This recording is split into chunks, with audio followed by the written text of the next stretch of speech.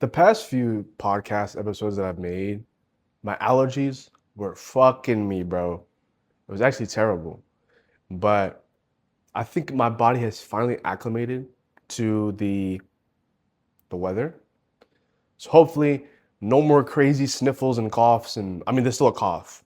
That might come in from time to time, but I'm feeling a lot better. I hope you can hear it in my voice. Hope you can see it if you're watching this in the video format on Spotify and YouTube.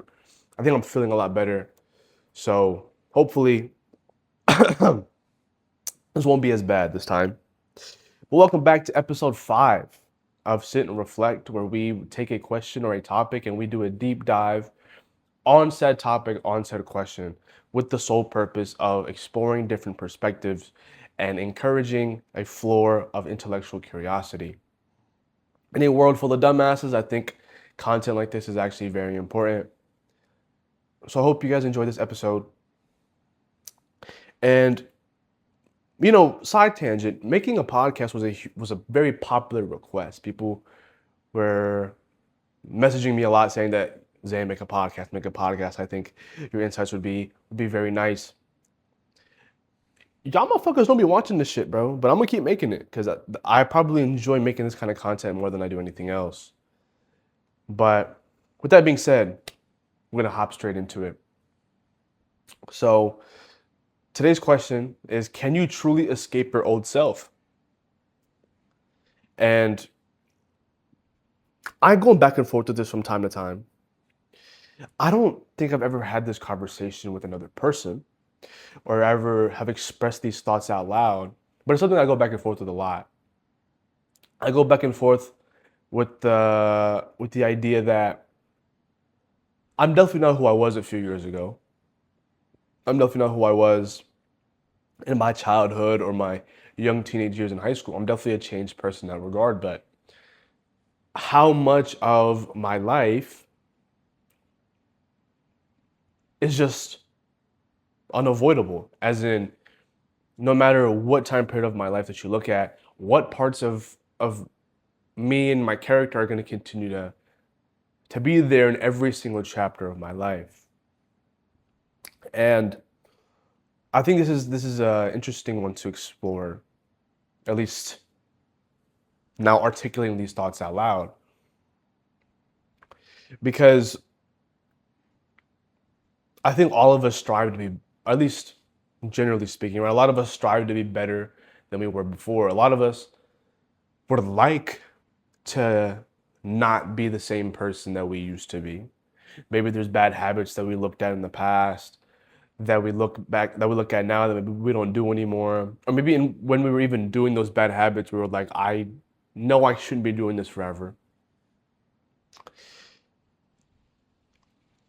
But the thing is that even when you move away from these old habits, these old traits, you, to a degree, take on certain characteristics during the bad habit and afterwards. And I'm going to make the argument that those characteristics, the characteristics that you develop, are also things that translate, or not translate, but they'll stick with you throughout the rest of your time developing as an individual.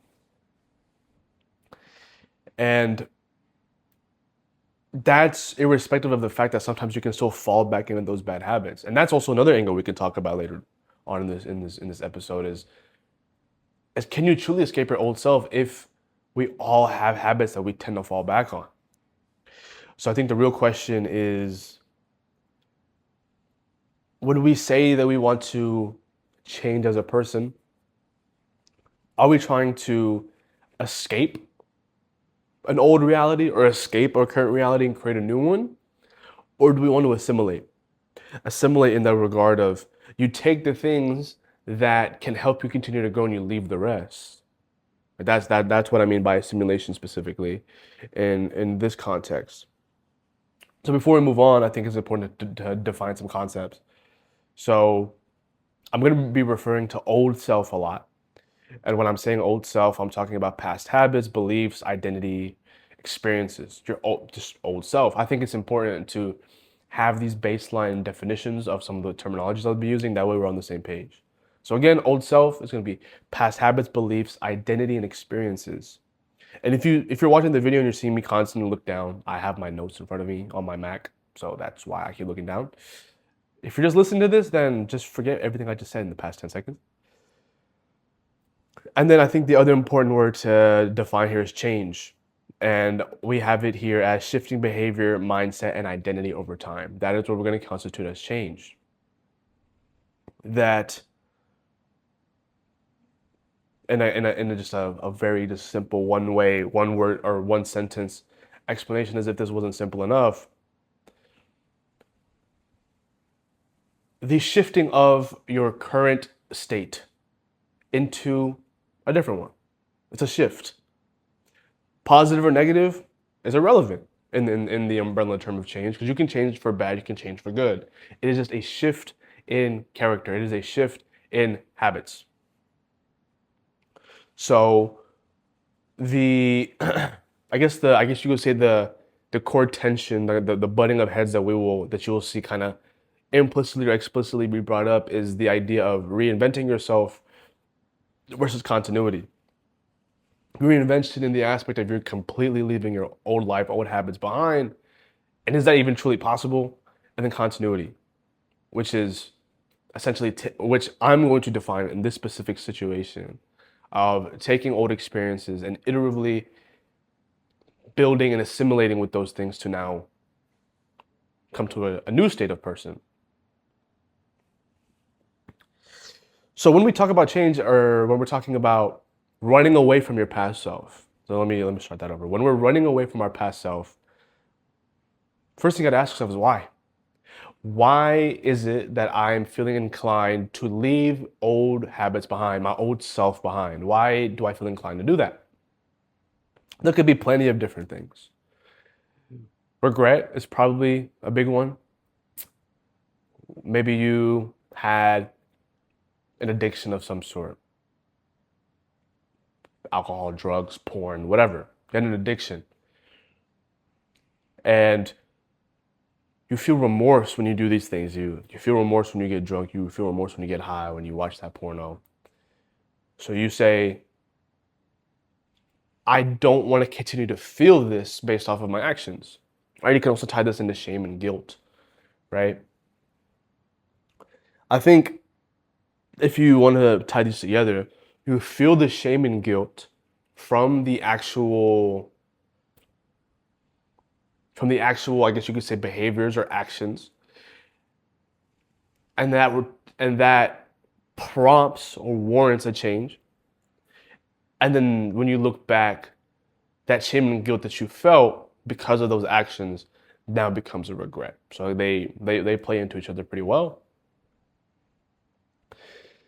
Sometimes you could just have a desire to start fresh. You could just have a desire to just start from scratch. You just get sick and tired of your current environment, maybe the current people that you're around, the current school that you go to, the city or town that you live in, and you just want a reset button. That can warrant it too. That I'm gonna stop what I'm doing and I'm going to migrate to a new city. And in this new city, no one knows me. I have no idea what to expect. I have no idea what's gonna happen. But I'm gonna embark on it. And everything, sorry, my Chipotle is coming up. Everything that I did, or what my identity was in this current state of mind, I'm leaving behind. You can't leave that you can't leave that off entirely, right? You're gonna be taking certain experiences and lessons that you've learned from that current state of yours in their past self to now this new desire for a fresh start. So it's not like you're starting completely from scratch. I think it's important to understand that when we're saying starting from scratch, it's mainly just environment and it's people. Environment, people, and just a change of scenery, honestly.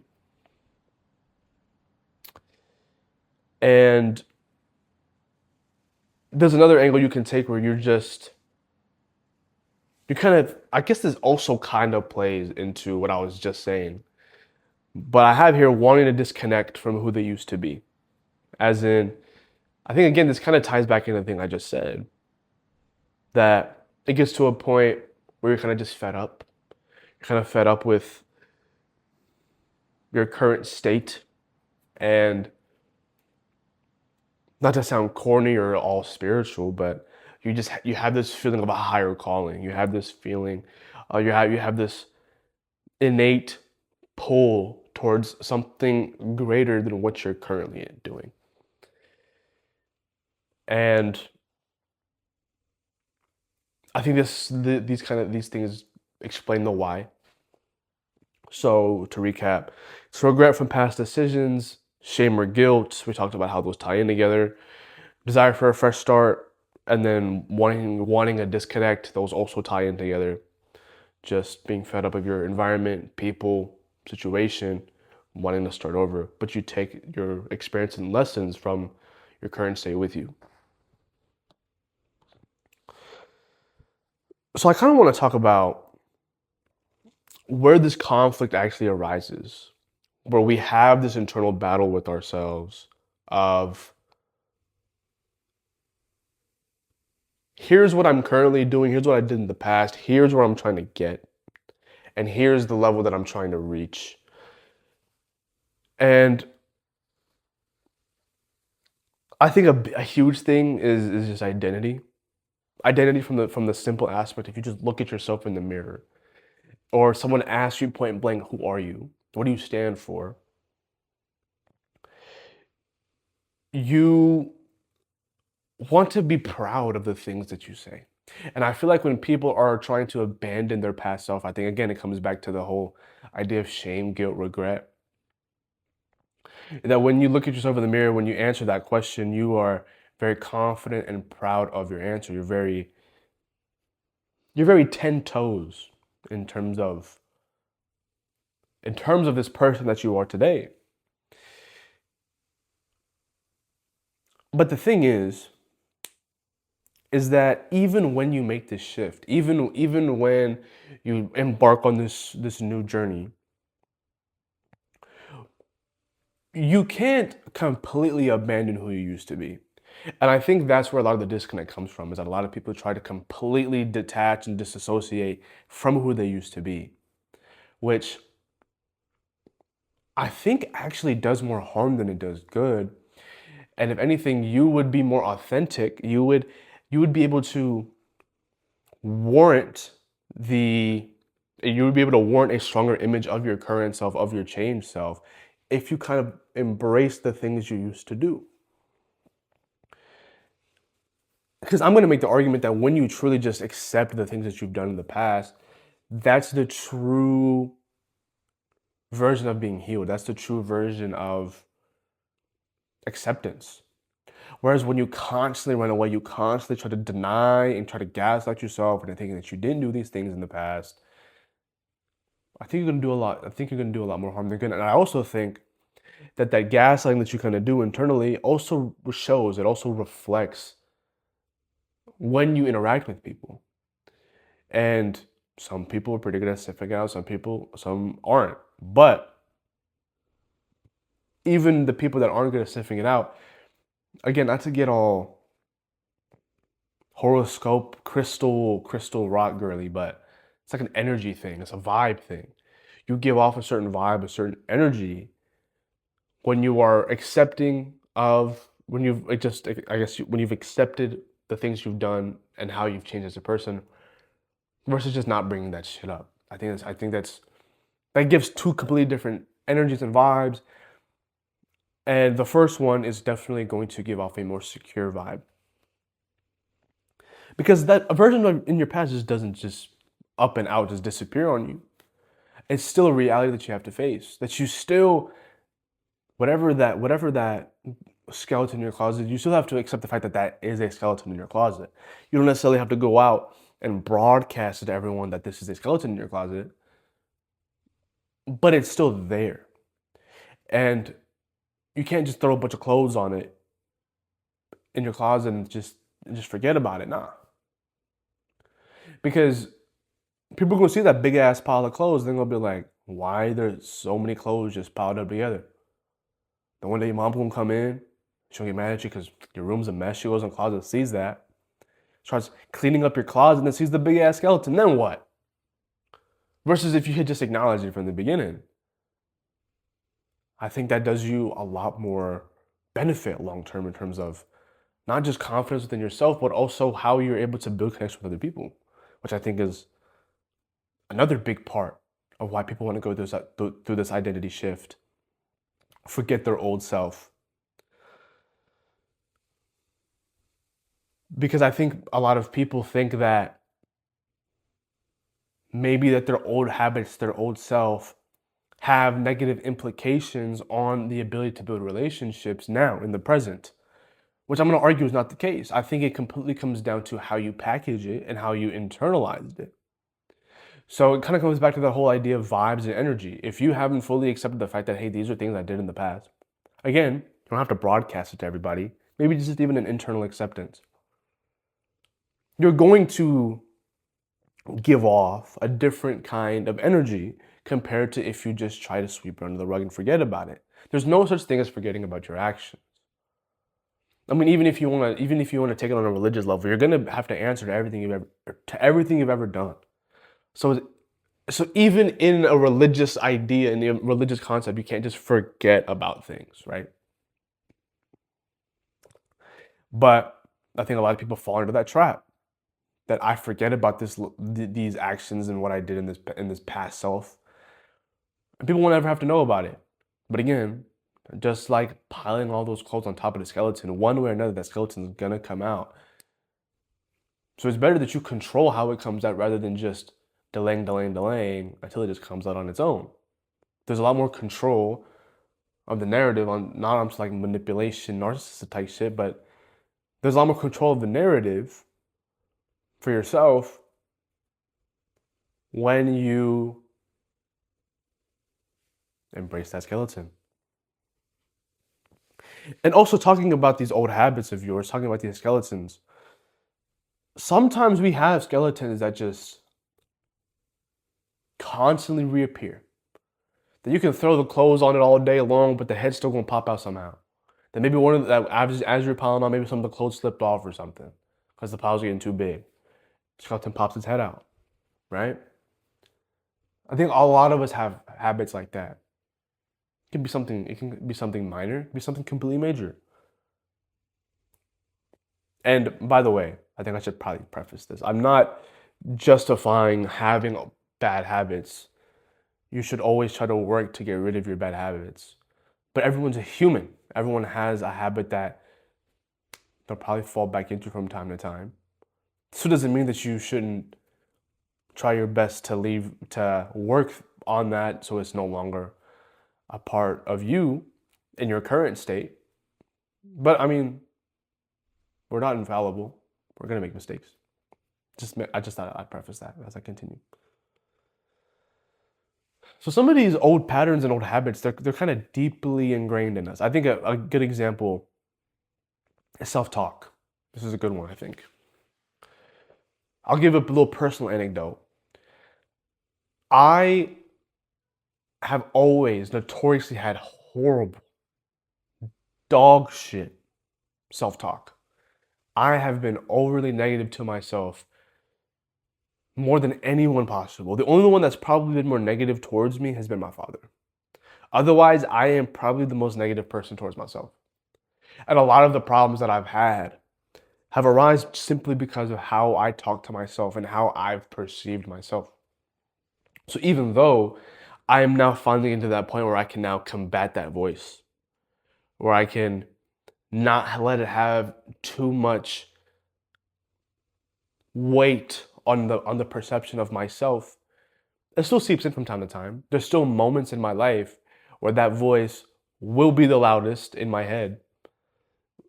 It will be the loudest entity in the room, if you want to speak figuratively. So there are times where I revert back to that self-talk. I mean, I just did it about 2 hours ago from recording this. It's something that has been deeply rooted, wired, engineered into me since a young age. It's gonna take a lifetime to reverse this. A lifetime.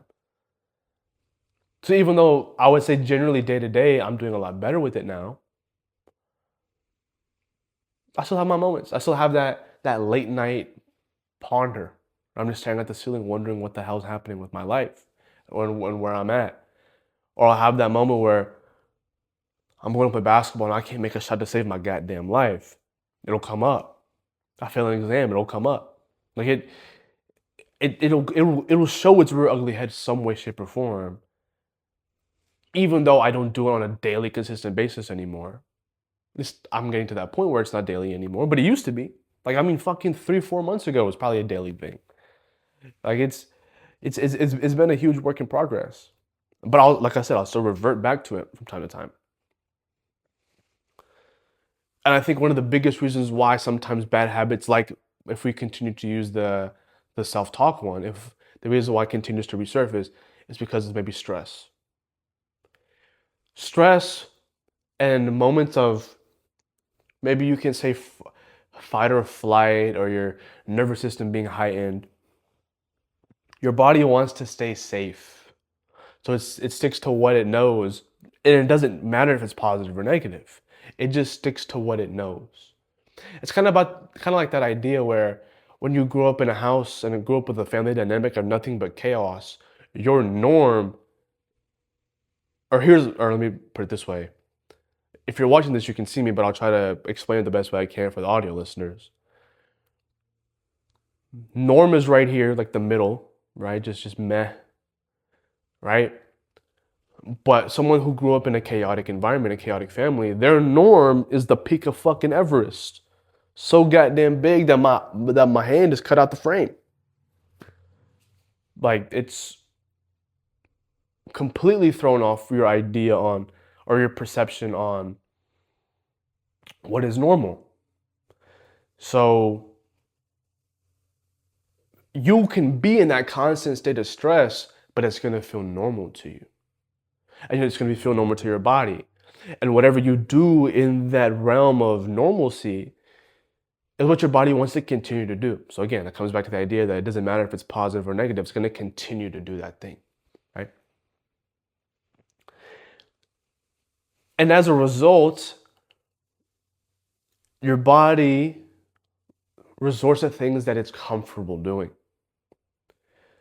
So even though you might think, in what way is self-degradation, negative self-talk, a sense of comfort, maybe not in the actual, maybe not necessarily in the actual action itself, but its implication is.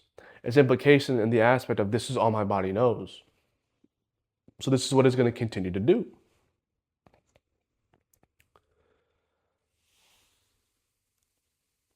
And, oops, sorry. So that, again, ties back to where the conflict comes from. So I already talked about identity, right? You don't want to remember who you were in the past, but it's important that you do. Habit persistence, that you have these old things that you still do and they'll resurface one way or another. The other thing is external perception. I had this happen a lot. Or I'll run into people from back in the day when I used to have my substance problem, and they'll still bring it up. Like, yo, you remember those good old days, man? We're gonna run it back someday, or what? I'll even have some people like send me pictures from that time period. I'm just like, yo, like, why do you keep reminding me of this shit? And it's one thing that I feel fully. I mean, I've talked about it before, so it's like I've accepted that, but or that I've done that. But it's small moments like that where people bring up that old part of me, that old side of me, that old self, if you may, that makes it feel as if I'm not gonna be able to ever change the perception of myself. And that feeling as if I'm never gonna be able to, it puts me on this never-ending pursuit, this never-ending chase of proving that idea wrong. And the funny thing is that in that never-ending pursuit, you will meet brand new people that will not have the same perception of the people from previous, but the people from previous are never going to change their mind. So even though you have actually accomplished the whole thing of not being perceived as the old person because people are not seeing that side of you anymore, the people that used to witness it, they'll never change their mind, ever. They will never change their mind.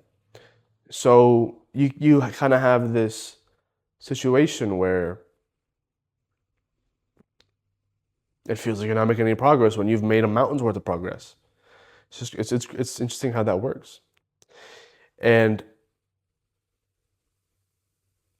it comes back, and I think I've brought this up almost every episode. But this is an analogy that my therapist used that has really, really stuck with me. And it's the idea of the painter and the painting.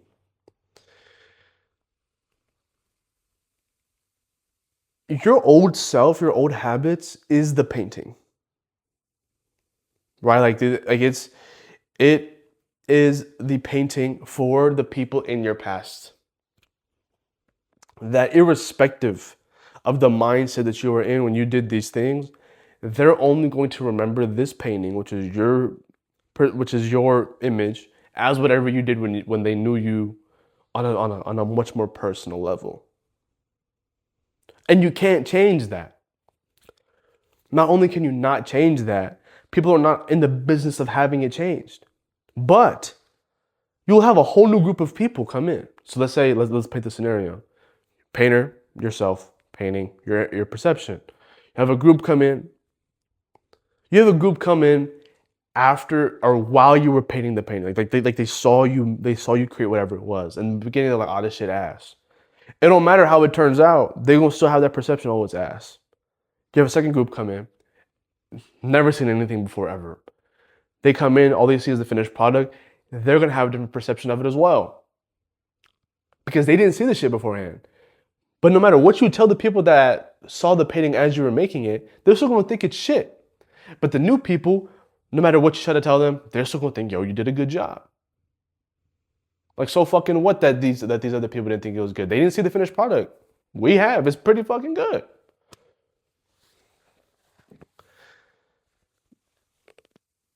And the more I talk about external perception, the more I realize how much of an anchor it truly is for not just me, but a lot of people. It truly is one of, if not the biggest inhibitor when it comes to any sort of change, any sort of new habits to be made, is external perception. Almost every time, 9 times out of 10, that's always what it comes back to. And it blows my mind as I continue to make this content that it really just comes back to that. I think that's why that analogy is so hitting for me, is because genuinely that's the best way to describe almost anything ever when it comes to external perception. So that covers where. So we did why, change why people want to abandon their old self. Where does the conflict come from? So why do they want to? Where does it come from? And now we're going to talk about when it actually happens. It comes back again to identity shift. When you look in the mirror, you no longer see yourself the same way that other people do. You look at yourself in the mirror and you say, there's more to my life than this. There is a higher calling, not to be corny, but there's a higher calling for me out there, and I need to go answer that call. And now that has sparked the whole idea. So you know what? Let's get the ball rolling. And the shift also happens not only once you've accepted that you know what some things need to change, but also when your actions now begin to back up that idea. Sorry. When you say, look yourself in the mirror. I'm gonna give an example. I love giving analogies. You look at yourself in the mirror and you're fat as shit. You look down, can't see your dick. You're fat as fuck, man. You look at yourself and you say, you know what? I cannot continue to live this way. You think about the bad habits you have, the binge eating, the stress eating, maybe you drink a lot, like whatever it is. You say, these habits, I don't go to the gym, whatever. These habits cannot continue. I need to become a different person. That's identity shift. I can no longer continue to be in this mold that mainly has been self-inflicted. I need to get out of it. I put myself in this mold, I can get myself out of it. That's the that's the one part of the identity shift. The other one is the actions. Your grocery list looks a lot cleaner. Maybe you hired a coach or a personal trainer to help you get the ball rolling. You're doing cardio. You're going to the gym consistently. You're making healthy substitutions. You're putting systems into place that help you now move the ball closer and closer to the basket. Just ball movement. You're like, I tried to use the basketball analogy there. Look, he did not work. And that comes back to just repeated action. Every single Monday through Thursday, you're in the gym. Every single Tuesday and Friday, you go on a run. Every single Monday and Thursday, you go play basketball. You have things that you repeat over and over and over again. Oh, I'm feeling super hungry right now. I'm feeling a certain craving. Let me pick up a piece of fruit instead of the ice cream. Let me drink a cold glass of water instead of a Coke. Let me drink a Coke Zero instead of a Coke. Repeated actions. These things now iteratively build on each other. They stack wins upon wins. Next thing you know, these pennies turn into dollars. You're able to cash it. Next thing you know, a year later, you're a whole different person. Now you can look down. Not only can you see your meat, it's bigger because the fat from it's gone. Sorry for all the women listening to this. Repeated action, right? So now you continue to build, you continue to instill these new actions. So now it just becomes the default. You don't reach for the drumstick anymore. You don't reach for the Coke anymore. You don't reach for that bag of chips anymore. You're feeling stressed, you're feeling angry, you're feeling anxious, you're feeling emotional. You don't resort back to stress eating. You go on a run instead. You go shoot around instead. You go hit the gym instead. Healthy substitutions. So now this is just your norm. Will there be times you'll probably binge? Fuck yeah. I just did it the other night. I finished a whole goddamn bag of Buffalo Cheez-Its while watching snowfall. I did it. Fuck it. It happens. I'm a human being. I'm not on prep for a bodybuilding show. It is what it is. But do I binge as often? No. Oh no. I feel a sneeze coming, chat. I feel a sneeze coming. Hold on. We gotta pause. I don't want to have to edit this. Go away, go away. Okay. We're good. See, I still have those moments. Like I just said earlier, I still have moments where I still self-degrade myself to the point of no return. I degrade myself into a fucking oblivion. Still do it sometimes. Do I do it as often? No. So now my default is moving away from, oh, I constantly need to self degrade myself. Now, okay, I'm feeling stressed, I'm feeling anxious. Let me take a breath. Let me go to the gym. Let me pray. Let me just do something that gets my mind away from it. So now, repeated action has now become your default. Environment change. For example, let's say you're very ambitious, but you're around a bunch of bums. What makes you think you're going to be able to not walk away with secondhand smoke or become a bum by proxy? At one point, you have to put your foot down and say, you know what, I can't continue to be around this. I got to move. I got to do something. New school, new city, new job maybe. But you do something that's different. Uh-oh, this needs to try to come back. Hold on. Bro, please. I've been flowing. Don't mess me up with a sneeze. God, please. Okay. What the hell was I even saying, bro? Environment change. So, for example, let's say you have a really ambitious goal with your career. You want to work into a certain field, whatever. You put yourself in an environment where there are other smart ass people around you. It's going to make you smarter by proxy because you're going to have to work 10 times harder than you've ever done. Use new studying strategies that you've never would have thought of beforehand because you got to see how everyone else around you is moving. And they're moving differently than you. They're also having more progress. So clearly there's something that they're doing that you also need to be doing. As a result, now become your new default. So now when you go back to maybe an older environment, or you put yourself into maybe into a real world scenario where it felt like the bar was super high, you realize, holy shit, I was perfectly fine. That's perfectly fine.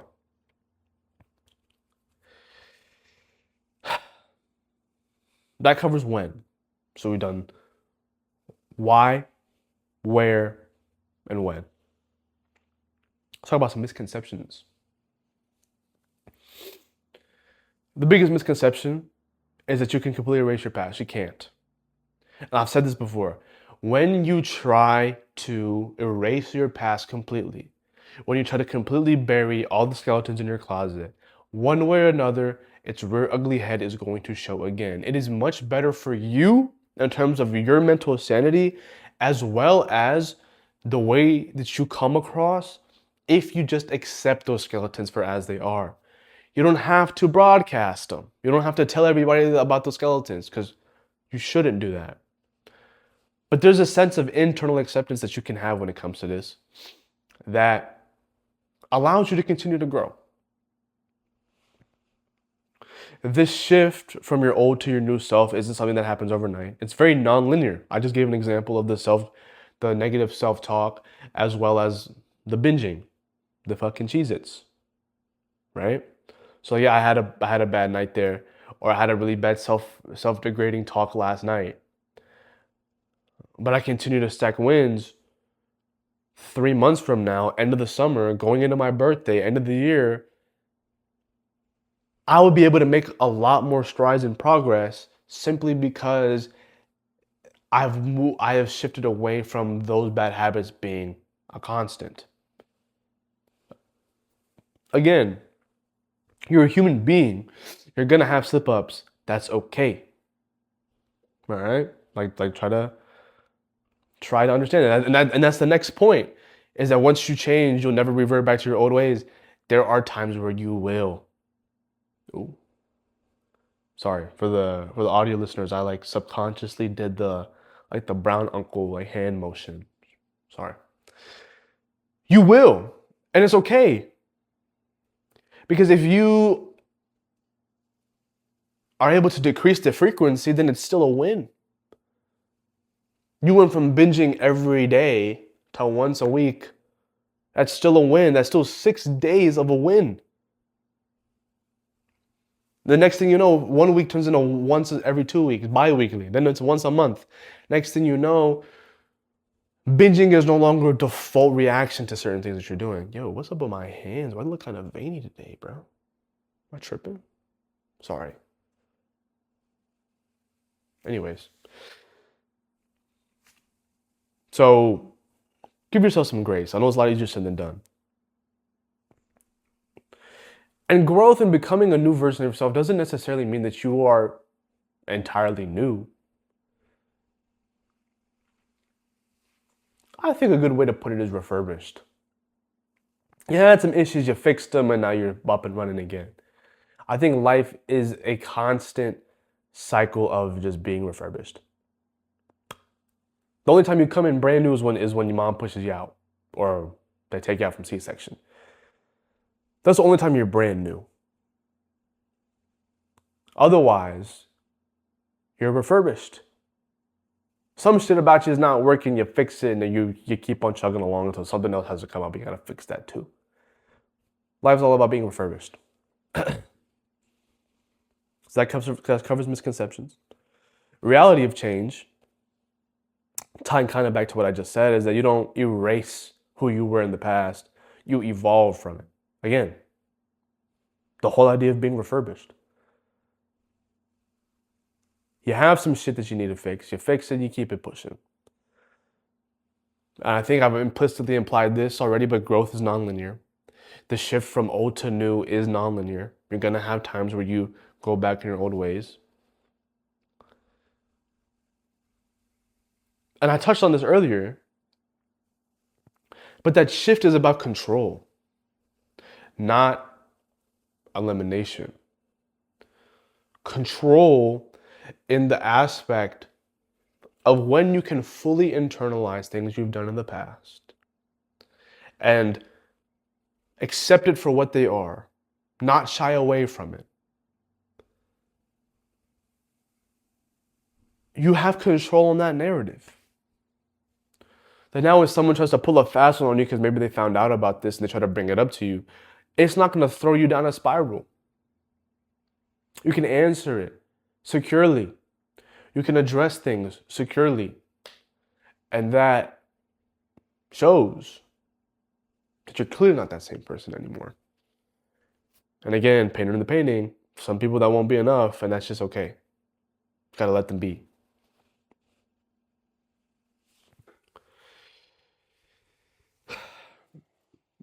I have also implicitly touched on this, but the whole dark side of trying to escape your old reality, again, I think does more harm than good. Because you essentially go throughout life constantly looking over your shoulder. And I guess you could say that's like a form of avoidance, right? Versus, again, controlling that narrative to that degree. Because also when you're avoiding it, you're also suppressing it, right? You just, again, take it back to the clothes analogy. You have the skeleton just constantly piling clothes on it. Eventually that mountain of clothes is gonna get so big it's gonna fall over and the skeleton's back right back in the middle of sight. So it can be harmful from that aspect, even if you're trying to. But other people also just accept their old self and don't try to change from it. That's also a completely horrible way to look at it too. Because no matter what you've done in the past, you can always redeem yourself. There's that story, if you're Muslim, you know about it, of the guy that killed 99 people. Right? He wanted to have that change. He wanted to become someone else, but simply because of wrong information, he killed his 100th person. But then he was given the right information. He still had that awakening that he wanted to change. He went out and did it, died during the process. But the intention was there, so he was forgiven, right?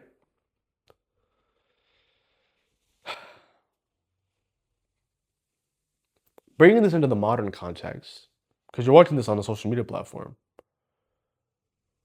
we have this constant, I guess you could say, social media trend where you have stuff like the winter arc, right? You have things like New Year, New Me, New Year's resolutions, whatever these things are. They all kind of implicitly imply that yeah, that's right. They'll kind of, I mean, that's kind of the same thing. Anyways, they imply that this change, this shift requires a complete abandonment of who you were before. Things I left in 2025, I'm not bringing in 2026. Although, with context and nuance, that's a perfectly valid statement. I don't think it's used in the proper context. So, I think one, bringing the context and nuance back into that. And two, social media also does this other thing where it feels as if this identity shift, the change, is just perfect. People don't show the ups and downs and nonlinear versions. Like they won't show you the binge eat. They won't show you those late nights by themselves where they're crying because they feel like they're a failure. They won't show you those things. They'll only show you the wins. So now that implies on us that, oh, we need to be constantly winning too. Kind of like you see someone's highlights in basketball and they doing East Bays and back scratches, hitting every shot. Then you step on the court and you're missing some shots and you're going to feel like, damn, I'm never going to be as good as that guy. I promise you he's not making every shot.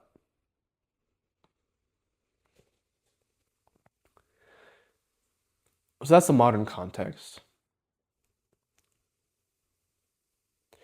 So I guess I'll give a little bit of personal reflection, maybe not as long as maybe my past episodes were, but for the longest time I'd try to escape my past. This whole idea of running away from the skeletons in your closet and throwing clothes on top of them until the mountain falls off. And let me tell you, the mountain of clothes did fall. Those skeletons did reappear, and I felt like I had to start all over. But I realized for myself that these bad habits that I did have, these things that I did in the past I'm not proud of, that once I finally accepted them for what they were, internalized it for myself, not for other people, I was able to make a lot more growth for myself as an individual. My stomach growling. I don't know if y'all can hear that. If you did, that was my stomach, I promise. I've already talked about the parts of myself that still show up with the negative self-talk, the binge eating. And these have been huge Achilles heels for me in terms of my progress for the biggest things in my life, whether it's my career, my aspirations, or whether it's my fitness goals, whatever, just my overall aspirations. These two things, my negative self-talk and my binge eating, were huge issues for me. It stopped me, it inhibited me from everything I wanted to do. And I would say that I have absolutely changed. But I would say that my change came from my environment. My change kind of came because of the same exact things I already touched upon. I looked at myself in the mirror, I said, I don't want to continue to look like this, I don't want to continue to feel like this. Failed interview after failed exam, after failed talking stage, whatever it is, I said, you know what, something's gonna change about me, something's gotta give. I had that epiphany. I'm taking actions to this day to not reverse, but to now build something I'm proud of. And again, it's a constant thing, but I definitely wouldn't say that I'm the same person I was 3 months ago. I wouldn't say I'm the same person that I was when I first started making content. I think making content has changed me a lot as well. I I'm not that same person, but I can still look back on those moments in my life and assimilate. Take things that from the past of myself that can be actually very valuable in my today's age, but then leave everything else.